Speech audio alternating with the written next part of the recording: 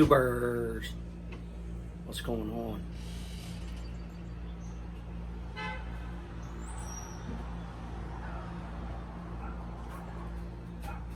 Sit it down there, bud. There you go. Thank you.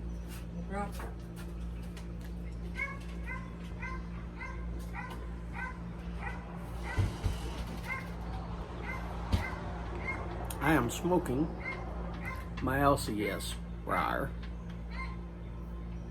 and in it, Northwoods, and I'm lighting it with my Zippo from my buddy Charlie. Boca to Boynton, Charlie.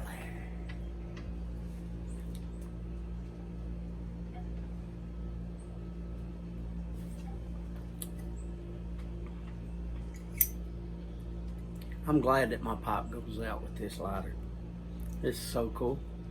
I just love getting it out and smoking with it.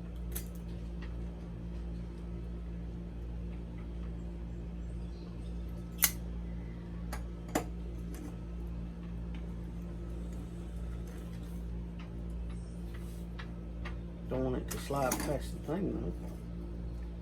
I'll hold it in my hand.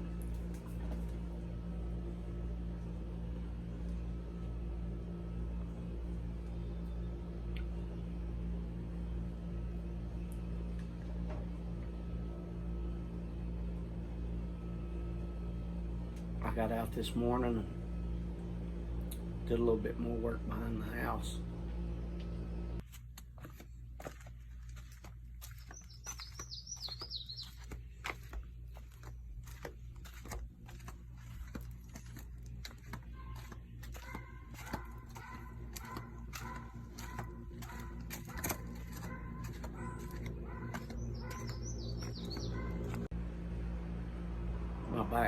My back's killing me. I must have done something. But anyway, there were 3 squirrels out there at the feeder.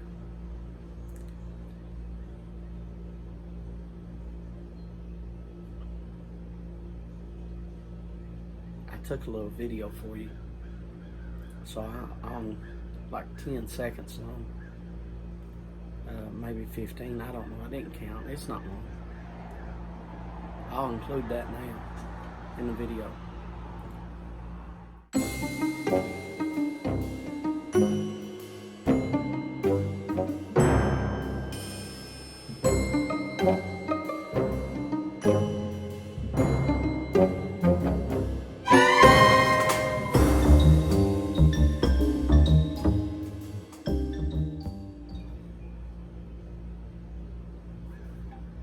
As y'all seen, 3 squirrels.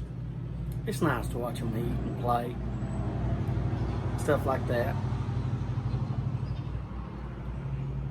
It reminded me of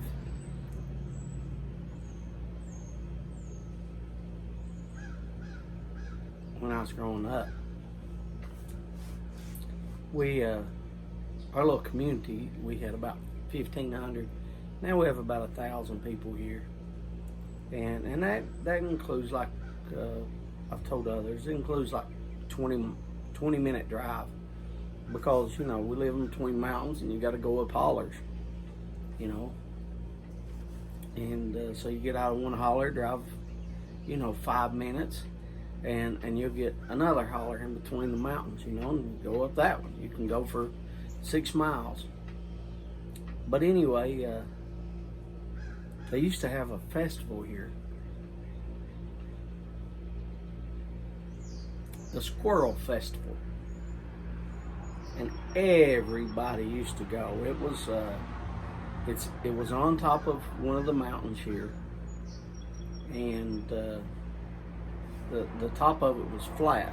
So what they did is they took a bulldozer and made a road up to the top, and the road was winding because the rocks and stuff like that. So you'd have to go this way, then you'd have to cut back this way, and then cut back that way to get to the top. But anyway, once on top, they cut down all the trees, and you got your flat on top. And they erected some buildings up there, put a few buildings up there, and made like little sheds, like an 8x8 deck with 4x4 post on the end, and a tiny flat roof, kindly slanted. And people used to go up there and play music, bluegrass, Christian, all kinds of stuff. And people brought their little things, their little knickknacks, and art that they sell. Some people would sell the banjos. Some people would sell just all sorts of things. And then you had people selling, lemonade and pop and water. I don't think he sold water back then, to be honest with you. Because water was pretty much, if you wanted water, they'd give you some water. They'd dip it out of the cooler or something for you. So lemonade and stuff like that. They made funnel cakes. Somebody, had a little grill set up. But anyway, the fun part,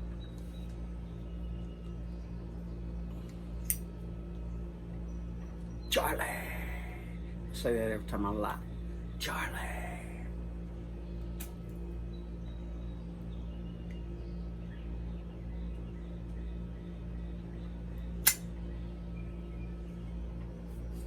By the way, before I go any farther, I want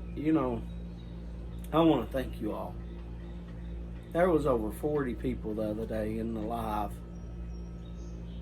and Jeff last time sent me some awesome stuff, and Charlie, he sent me a can of cold bloater Mona 10 and the lighter, and thank you both so much for the gifts. It means a lot. I appreciate it a ton from the bottom of my heart. I can't say thank you enough. But everybody that watched, that come in, that commented, man, thank you all. Thank you all so much. It was, I had a wonderful time, and I hope y'all did too. I hope I wasn't too big of a bore, and I hope y'all enjoyed yourself, and I hope y'all can sit back with me and smoke a pipe, and, let's just talk tobacco. But anyway, back to the story. They had a couple things for kids to do.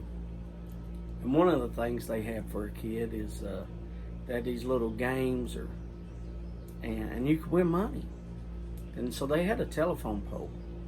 And the telephone pole, it was cut down, I guess, because it wasn't like 40 foot. It was only 20 foot. But anyway, they took grease. And they used to take the grease gun, and they'd slick that pole down. And on top, they would take a little, tack, and right on the corner of the $100 bill, they would tack it on there. So what you had to do is you had to climb that. It was called the greasy pole. You climb the greasy pole. And all of us kids, I never made it. I never made it. I could climb a tree because maybe a limb or something, I could grab a hold of. I couldn't shimmy up it like nobody's business, but I could climb a tree, especially if it had limbs. Now, but a pole, telephone pole that's slick already, and plus you put grease on it, man, oh man. But now there was people that did it. Every year somebody would climb up that pole and get that $100. And that was big money back then. You're talking late 70s, early 80s. That they did that. And then there was little kids tried to do it, 6-year-olds to, even adults did it. I mean, even adults did it. I would say probably 30-year-olds. So it was a fun little game.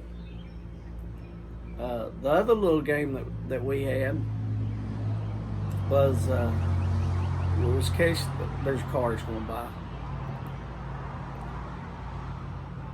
Let's catch the greasy pig.